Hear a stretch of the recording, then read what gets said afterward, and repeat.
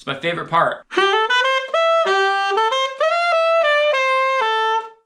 That's the money one right there. Sharp 9, flat 13, flat 7. I did a show this weekend with a phenomenal drummer, one of my favorites, Terry on Tank Gully, and his incredible band.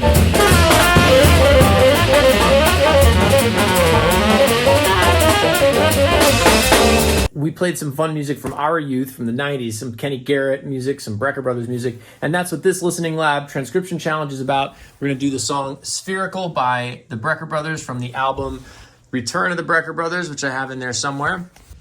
Hey there, so I'm on the road now, but this video is actually something for my students in my virtual studio, and I thought it'd be fun to share. I had a conversation with somebody at the Ground Up Festival this year about Michael Brecker. How come I never talk about Michael Brecker on this channel? And I was like, man, I talk about Michael Brecker all the time, but I realized that most of that has been in various lessons over the years inside my virtual studio, breakdowns and examples and transcription challenges and such. And we're doing one of those this month in the studio. And to kind of gather my thoughts, I just like turned on the camera real quick while I was practicing some of this music. So it was kind of just me like generating what my thoughts were, and I ended up sharing that. So this is very raw, but hopefully helpful because it's me doing, it's me practicing what I preach literally in real time as I go through some of this really exhilarating Brecker Brothers music. And when I'm learning this music, so that's what this video is, just taking you along for the ride as I'm learning it, and I couldn't help but revisiting some parts, favorite moments from both Randy's and Michael's solos. I'm going to be talking later in this video about some of these 2 or 3 of the moments that I identify, solo moments, and when I'm speaking about one in particular of Randy's, it's over what the trumpet solo is. I didn't have the changes at the time, and just quickly, I was hearing them as minor chords, but they're really dominant sharp 9 chords, and that's something that can be easy to mistake because the sound of the minor third can be so prominent that it sounds almost like a minor chord, but it's dominant. So just be aware of that. I'm going to say A minor and F minor and C minor, and really they're dominant 7 sharp 9 chords. But nonetheless, this is me doing this, prepping for this gig, working on this music, taking down this music, transcribing these nuggets in real time. Hope it's helpful for you.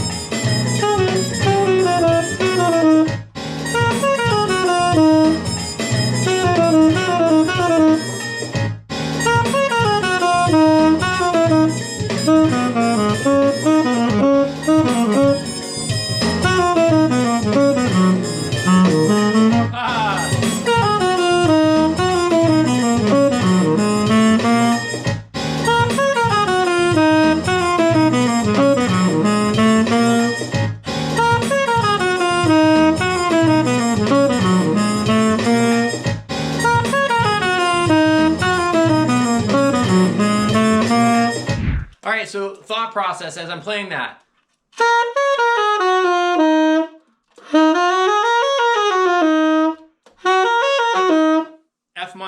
F minor 7 for me. And then this next part.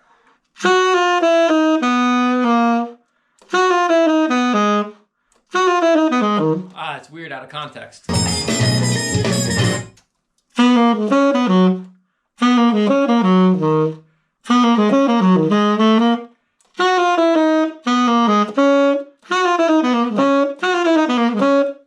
B flat minor 7.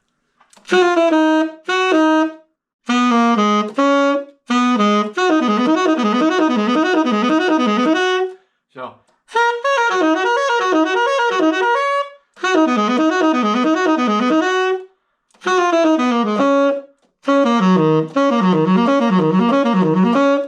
F minor 7, B flat minor 7 with chromaticism, F minor 7.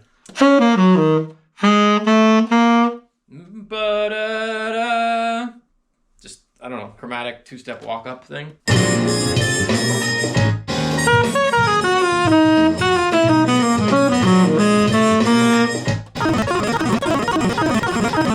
just gold right there. It's really awesome. That and the other thing. The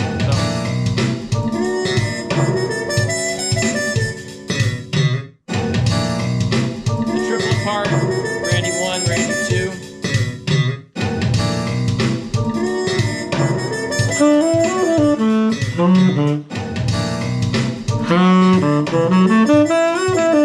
The key to this one for me in this modal setting is really making the connection that I'm basically playing an E major triad, or an E 1, 2, 3, 5 pattern. That's what he's playing in a melodic way. 3, 1.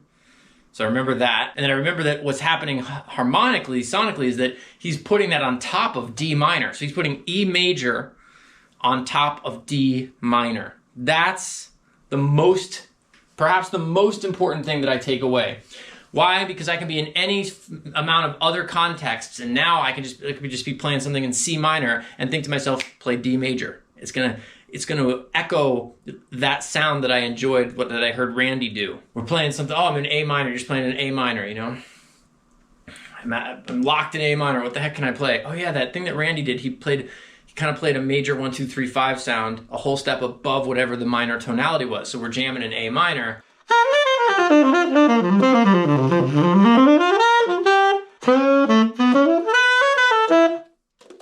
I'm definitely shoehorning it in. Let's go to C minor. I know, let's go to something different. How about F minor?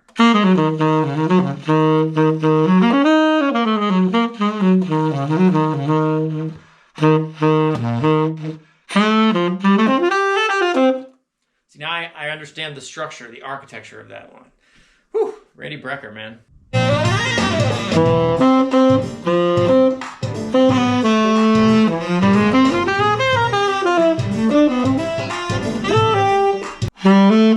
Not.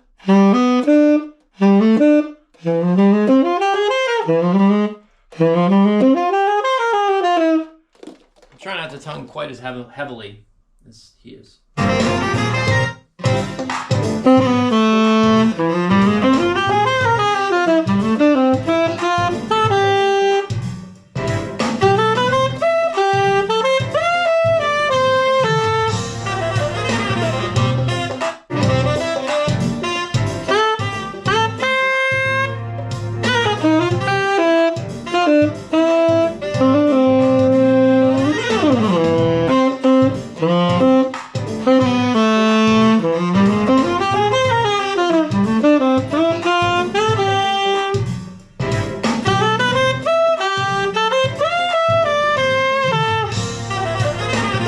That's the section for me. I remember the first time I heard that in high school, it blew my mind. And the thing is, my favorite part about that whole thing, my two favorite parts are the way he does that coming back into D for him. So it's like, you know, over what would be the dominant, the 5-7, A7, he's playing C, B flat, F, G, and then resolving to A, F sharp. So sharp 9, flat 13, flat 7, 5, 1, 5, 3 of the new chord.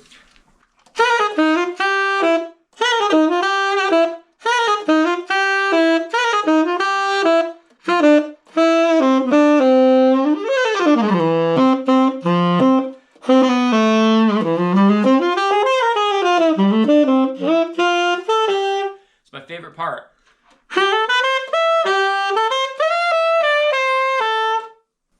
That's the money one right there. The thing that comes after it never excited me as much as that part. You know, it's some really fast double time chops. It's great. It's great. But my most favorite part is the bo-do-bo-do-ba, bo-do-ba. Mwah.